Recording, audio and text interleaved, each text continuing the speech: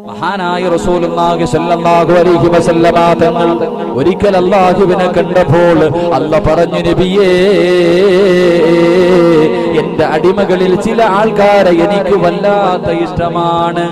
അവൻ എന്നെ ഓർക്കുന്നതിനേക്കാൾ ഞാൻ അവനെ ഓർക്കുന്നു നബിയേ. അവൻ എന്നെ കുറിച്ച് പറയുന്നതിനേക്കാൾ ഞാൻ അവനെ കുറിച്ച് മലക്കുകളോട് പറയുന്നുണ്ട് നബിയേ.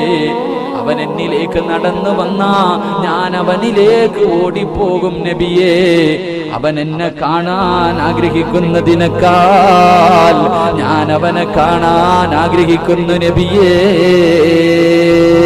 അത് പ്രിയപ്പെട്ടവരെ, അല്ലാഹുവിന്റെ റസൂൽ സഹാബത്തിനോട് പറയുകയാ, പടച്ചവൻ സ്നേഹിക്കുന്നവരുടെ ഒന്നാമത്തെ അടയാളം എന്തെന്നറിയുമോ?